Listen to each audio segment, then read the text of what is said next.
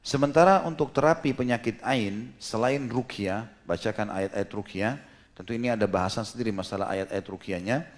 Tapi Nabi SAW pernah disebutkan dalam riwayat Imam Malik dari Muhammad bin Abu Umama bin Sahal dari ayahnya, yakni meriwayatkan hadis ini disebutkan, innal aini haq tawadda' lahu fatawadda'a lahu. Sesungguhnya penyakit ain itu benar, berwudulah untuk menghadapinya, lalu ia pun berwudu. Kata sebagian ulama hadis adalah seseorang yang kena ain, dia menyuruh orang yang mengenakan dia ain. Kalau kita tahu siapa orangnya, mungkin karena dia hasut atau apa saja, suruh dia berwudu, kemudian air wudunya disiram ke badan kita. Atau dipakai, maka ini akan bisa membantu menyembuhkan pada waktu itu juga. Dan itu terjadi juga dalam sebuah hadis yang sahih bahwasanya seorang sahabat pernah mandi, kemudian ada sahabat yang lain melihatnya, kemudian sahabat yang lewat ini mengatakan, sungguh wanita atau gadis pun yang dipingit tidak ada yang seindah badanmu. Maka tiba-tiba orang itu pingsan, kena ainnya. Lalu Nabi SAW ditanyakan waktu itu, beliau mengatakan, siapa yang melihatnya waktu mandi? Kata mereka, fulan ya Rasulullah. Kata Nabi SAW, panggil dia. Disuruh wudu, kemudian disiramkan ke badan orang yang pingsan tadi, kemudian bangunlah dia. Maka ini termasuk cara terapi, selain membacakan ruqyah, ayat-ayat tadi hadis Aisyah radhiyallahu anha dalam hadis Bukhari Muslim, juga dengan cara seperti ini. Kalau tidak ditahu siapa orangnya, maka sebagian ulama mengatakan dibolehkan dia untuk berwudu dan air wudunya sendiri yang dia gunakan untuk disiram ke badannya, bekas air wudunya sendiri.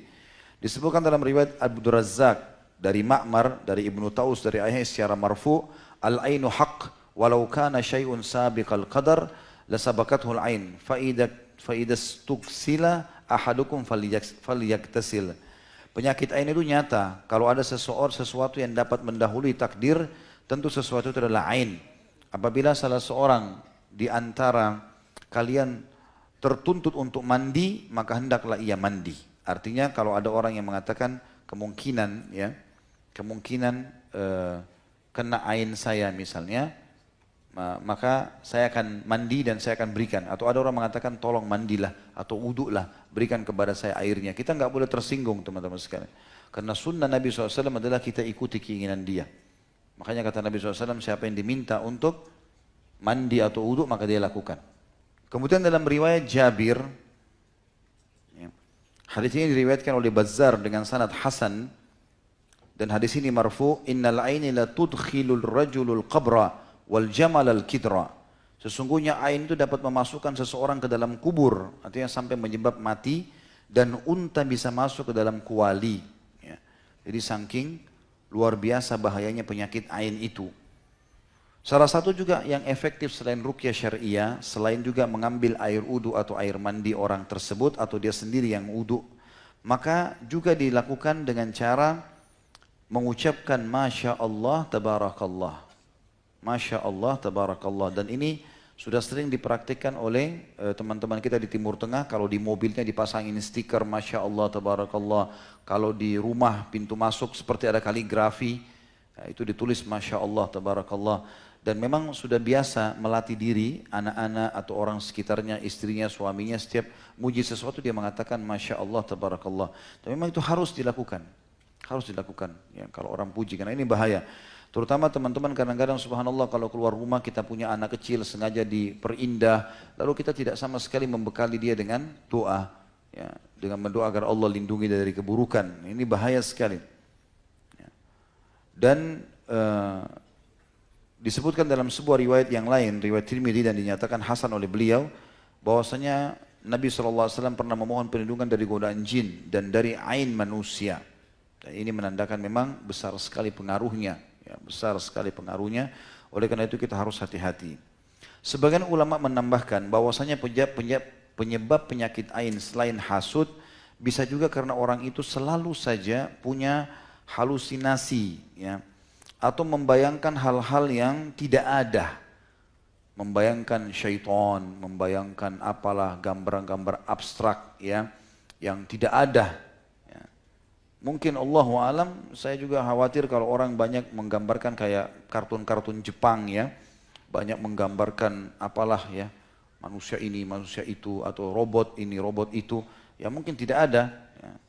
Maka ini juga menjadi penyebab sehingga membuat hatinya lemah dan akhirnya dia menjadi jahil dengan hukum agama dan itu menjadi penyebab dari masalah munculnya ain tersebut. Ya. Walaupun penyebab utamanya adalah karena dia hasud dan hatinya buruk. Kalau 1-2 kali, kalau dia bertaubat kepada Allah maka bisa hilang. Tapi kalau terus menerus maka ini berbahaya buat dia dan juga buat orang-orang di sekitarnya. Dan sering kali terjadi ya, ini ain dari orang-orang yang belajar hipnotis. Ya. Karena memang sengaja mereka menanamkan itu supaya tatapan matanya membuat orang lain jadi luluh misalnya.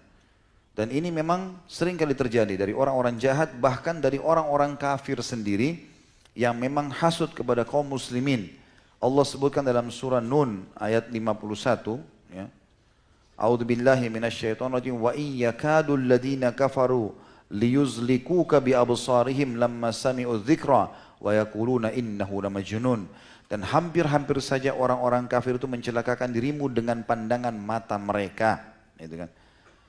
Dan pada saat mereka mendengar kebenaran, ya, dan mereka berkata sungguhnya orang ini adalah orang gila. Ya, maksudnya mengatakan tentang Nabi alaihi salatu wassalam. Tentu di buku ini cukup banyak teman-teman sekalian kalau dimiliki tentang Ibnu Qayyim rahimahullah, beliau ajarkan tentang doa-doa ruqyahnya. Seperti a'udzu bikalimatillahi tammat min syarri ma khalaq. Ya, aku berlindung kepada Allah dengan kalimat-kalimat Allah yang paripurna dari kejahatan makhluk ciptaannya. A'udzu bikalimatillahi tamma min kulli syaitanin wa hammin min kulli ainin lammah. Aku berlindung kepada Allah dengan kalimat-kalimat Allah yang paripurna dari gangguan syaitan dan binatang serta dari gangguan ain yang dahsyat, ya. Dan cukup banyak hadis-hadis atau doa-doa yang disebutkan oleh beliau. Saya datangkan saksi bahasan saja kalau memang ruqyah dibolehkan di sini termasuk dari masalah ain. Kemudian ada hadis-hadis Nabi SAW juga yang berhubungan dengan masalah ruqyah, ya. Masalah ain ini disebutkan dalam riwayat Imam Muslim, rakhasa Rasulullah SAW fi ruqyati minal aini wal hummati wan namlah. Rasulullah SAW mengizinkan untuk ruqyah terhadap penyakit ain, gigitan binatang berbisa dan penyakit semut, ya. Yang dimaksud penyakit semut bukan sengatan semut, ya. Tapi orang-orang Arab dulu biasa mengatakan penyakit semut, ada penyakit yang tiba-tiba memunculkan di antara 2 alis atau 2 mata seseorang belang-belang, ya, atau di kulitnya muncul belang-belang. Entah seperti apa, tapi begitu keterangannya belang-belang, semoga Allah menjaga kita, maka itu juga dibolehkan untuk ruqyah.